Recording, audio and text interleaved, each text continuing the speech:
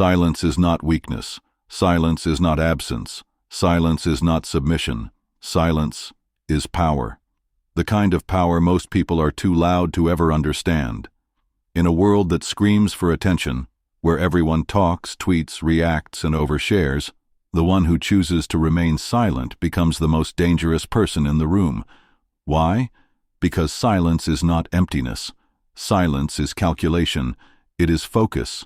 It is strategy. And above all, it is control. Machiavelli understood this. The power of silence. The weight of holding your words. The value of not showing your thoughts too quickly. He knew that words, once released, are arrows you cannot retrieve. But silence is a sword still sheathed, waiting, choosing the exact moment to strike. Today, you're going to learn how to turn silence into your greatest weapon, and to do that, you must forget what you've been taught. Society tells you that silence is passive, that you must always speak up, that to be quiet is to be weak. But nothing could be more false. In truth, silence is what makes the strong invincible. Why do people talk too much? Because they are afraid. Afraid of not being seen. Afraid of not being heard. Afraid that if they don't explain themselves, justify their actions, or defend their name, they will be forgotten. But this fear is the enemy of power. The one who talks to be understood is already giving control to those who listen, but the one who stays silent, he creates mystery, he creates tension, and tension is influence. People do not fear what they understand. They fear what they cannot predict, and nothing is harder to predict than a person who speaks rarely and only when it matters most. This is your first rule of strategic silence. Never explain more than you must. In fact, most of the time, do not explain at all. If you are right, time will prove it. If you are powerful, results will speak louder. And if someone misunderstands you on purpose, trying to bait you, trying to force your reaction, responding is exactly what they want. Machiavelli would say, "Never waste your time correcting those committed to misunderstanding you. Your silence will frustrate them more than your argument ever could. Silence also protects you. In politics, business, war, and love, the moment you speak, you give away your position. You reveal your beliefs, your values, your fears. But when you stay silent, the battlefield remains yours. Your enemy cannot aim at a target he cannot see. Your competitor cannot counter a move you haven't revealed. Your opponent cannot disarm a weapon you haven't drawn. This is Rule 2. Silence creates space for observation. When you are quiet, others reveal themselves. They fill the void with their noise. They expose their intentions. They show you who they are, while you show them nothing. In a negotiation, the one who speaks less holds the upper hand. In an argument, the one who listens learns more than the one who yells. In a conflict, the one who waits in silence gains the most insight, and insight is advantage. Machiavelli knew this deeply. He advised leaders to be watchers of men, not talkers, not explainers, but watchers. Because when you watch, you learn, and when you learn, you rule. But what about when people push you? What about when they provoke you? Silence is not just a strategy, it is a test of will. Those who can remain still under pressure, who can hold their tongue while being insulted, who can resist the urge to defend their ego, those people are not weak. They are terrifying. Because you cannot shake someone who is grounded in silence. You cannot defeat someone who plays the long game. In silence, you give up short-term validation for long-term dominance. You forfeit the comfort of reacting now for the mastery of acting later. And this brings us to one of the most important Machiavellian truths. He who cannot remain silent is a slave to emotion. If someone can make you speak when you don't want to, if someone can force a reaction out of you, if someone can draw you into a conversation you didn't initiate, they own you. But when you hold your voice, you hold your throne. You make others wonder. You make them overthink. You make them question their own words because you didn't respond. And nothing creates more anxiety than someone who refuses to be pulled into the noise. The world has trained you to over-explain, to answer every accusation, to justify every action, to respond to every insult. But ask yourself, what does that really achieve? If someone doubts you, does explaining change their mind? If someone disrespects you, does yelling back make them respect you? No. It makes you appear reactive, emotional, weak. Power doesn't respond, it observes, it calculates, it acts when it chooses. Let others think your silence is weakness. That's part of the plan. Let them get comfortable. Let them underestimate you, because the silence before a storm is the most peaceful sound in the world. And when the storm comes, you decide who gets hit and how hard. You must now train yourself to feel power in silence, to feel the satisfaction not in what you say, but in what you don't say. When someone insults you, smile internally. When someone lies about you, nod and remain still. When the room expects a reaction from you, choose not to give it. That is when you'll feel it. The shift, the raw, unshakable authority that only a silent strategist possesses. Because now, you've stopped playing their game. You've stopped needing to be right, to be validated, to be defended. You've stepped outside the arena, and now you're watching from above, choosing when, if ever, to step in. Machiavelli would call this the art of presence. To be present, yet unreadable. To be involved, yet untouchable. To be in the center of the room and yet own it completely without having said a word. Your silence becomes your aura, your mystery, your power. And people will start asking, why doesn't he respond? What is he thinking? What does he know that we don't? Let them wonder. Now here's where your silence becomes deadly. When you learn to combine silence with timing, it is not enough to be quiet. You must also know when to break the silence. Because if you always stay silent, they'll eventually dismiss you. But if you speak only when it matters, your words become priceless. Your voice, used rarely and intentionally, becomes an event, a weapon. So when you finally speak, it's not to defend your ego. It's to change the direction of the room, to redirect the narrative, to issue a decision, to win the war. And it lands like a dagger in the table, clean, sharp, final. Never waste your silence. It is too powerful to give away lightly. Learn to let others exhaust themselves. Let them reveal their plans, their desperation, their weakness, while you stay seated, still, silent. Let your silence be a mirror, one that forces people to face their own noise. They'll project onto you. They'll imagine what you might be thinking. They'll argue with the version of you they created in their mind. That's the ultimate Machiavellian mastery. They fight shadows while you prepare the reality. You must now carry this with you into every room, every call, every conflict. Ask yourself before speaking, is what I'm about to say necessary? Does it serve my long-term goal? Or is it just to feed my ego, to prove a point, to be seen? Because silence is not the absence of speech. Silence is the refusal to waste power.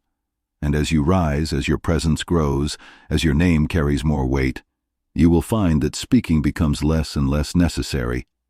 Because the world starts to move around you, not because of what you say, but because of what you don't. You are no longer just silent. Now you are deliberate. Now you are dangerous. Because when silence becomes intentional, it ceases to be passive. It becomes a tactic. At this point, you must evolve beyond simply withholding speech. You must now learn how to use your silence to control outcomes, influence perceptions, and direct the behavior of others without ever raising your voice. Machiavelli would tell you this: a man who can lead others without speaking is a man who has mastered presence. So, how does this work?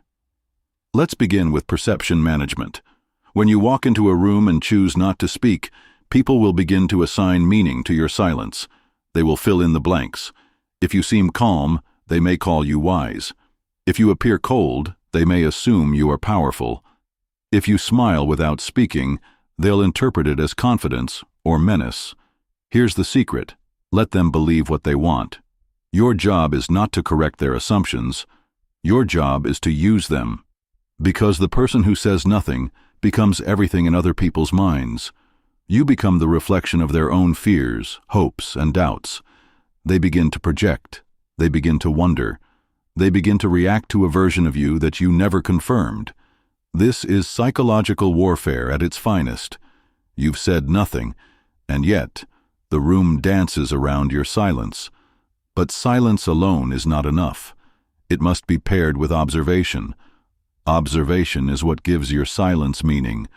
While others are speaking, you're listening. While others are reacting, you're reading the room. Every flinch, every hesitation, every shift in tone, you see it, you store it, because the one who knows more wins more. And in silence, you gain a critical advantage. You're not just hearing words, you're seeing intentions, you're collecting data, and data is leverage. Every person reveals themselves when they speak, their insecurities, their desires, their weakness. The more they speak, the more they unravel, and the more you stay silent, the more they keep talking, to fill the discomfort you've deliberately created. You've now made them addicted to your silence, and when someone is addicted, they become predictable. Predictability is control. Now you can guide them. Say very little. Say it slowly. Leave space. Let them respond to your pause. They'll say too much. They'll try to impress you. They'll try to interpret your silence. They'll do the work for you. This is what Machiavelli would call strategic silence used as bait, because your goal is no longer to simply avoid chaos. Your goal is to create calculated confusion, the confusion that makes others hesitate, the confusion that makes them uncertain, the confusion that gives you the upper hand. Let's apply this in practical ways. In negotiations, you state your point, then go quiet. Do not justify, do not clarify. Let the silence linger. The weaker side will fill the void. They'll backpedal. They'll reveal what they're willing to give up. They'll lower their price because they cannot bear the weight of your silence. In arguments, say less than expected, even when you have proof, even when you know you're right. Because the purpose is not to win the argument, it's to win the power dynamic. And the person who speaks less holds the position of control. In leadership, the silent leader is the one people fear the most, not because he threatens, not because he punishes, but because his approval is scarce, and his disapproval is never spoken, only felt. That creates discipline, that creates loyalty, that creates a culture of respect. Let's now go deeper. You must become skilled in the tactical use of unpredictability, and silence, when used correctly, makes you unreadable. A predictable man is easily defeated, but a silent man, he's a mystery. You say nothing for weeks, and then make one move that shifts the entire game. No one saw it coming, no one can explain it, and because of that, they give you a title you didn't even ask for: unpredictable. This unpredictability breeds intimidation. People now walk carefully around you. They edit their words. They calculate their jokes. They speak with restraint, because they don't know what will trigger you, what will move you, or what will unleash your power. And that, my friend, is silent dominance. But understand this: silence is not always passive. Sometimes it is a loud refusal. When you do not respond to lies, they lose power. When you do not react to disrespect, you make the offender look desperate. When you do not rush to explain yourself, you elevate your position. Silence, in this sense, becomes your filter.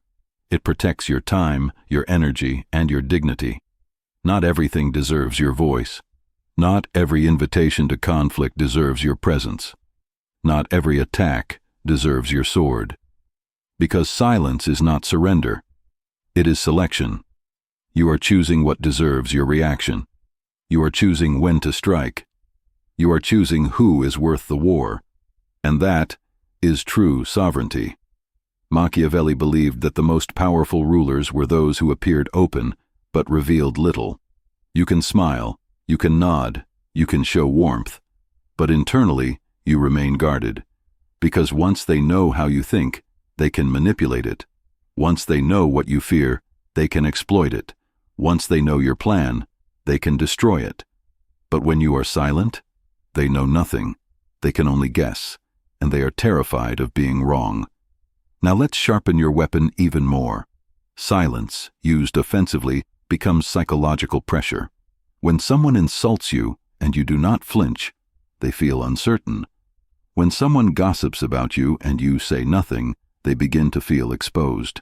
When people try to provoke a reaction and you stay composed, they begin to feel like fools. They lash out more, they escalate, they scream.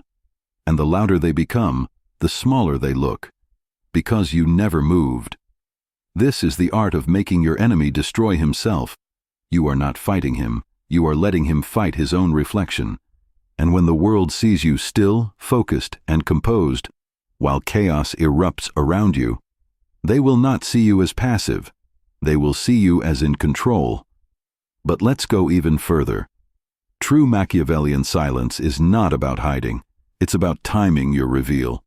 You don't hide forever. You strike when it counts. A single word from you, placed at the perfect moment, can shift alliances, break illusions, and alter perceptions. It's not just what you say, it's when you say it. And because you speak so rarely, your words cut deeper. They echo longer. They are remembered. They are respected. Now imagine the full transformation. You walk into a room. You don't say much, but everyone becomes aware of your presence. They look at you. They whisper about you. They try to figure out what you're thinking. And yet, you reveal nothing. You move with intention. You speak with precision. You respond only when it serves you. And slowly, you begin to notice a shift. People listen more carefully when you talk. They pause before they interrupt. They value your silence as much as your words. And that's when you know. You've mastered the power of strategic silence. You are no longer just quiet. You are calculated. You are unreadable. You are feared. And the best part? They never saw it coming. Because they were too busy talking. You have reached the final stage. You've learned the discipline of holding your words. You've mastered the tactics of silence. You've used it to defend, to observe, to pressure, to dominate. Now the silence becomes something greater. It becomes your kingdom. Because the highest level of power is when you don't need to speak to be obeyed. When your presence, your energy, your gaze say more than any sentence ever could. That's when you stop being a player and become the board. This is the silent empire. The place where you no longer chase influence. You attract it. Where you no longer fight battles. They avoid starting them with you. Where you no longer prove your power.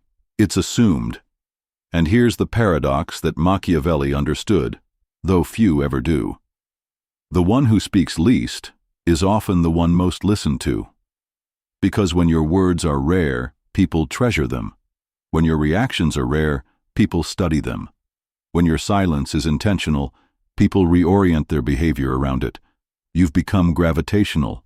Your silence bends rooms. It shifts alliances.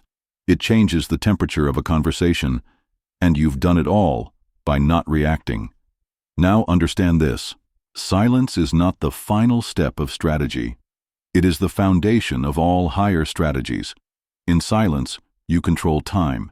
You stretch moments. You delay decisions, forcing others to reveal more.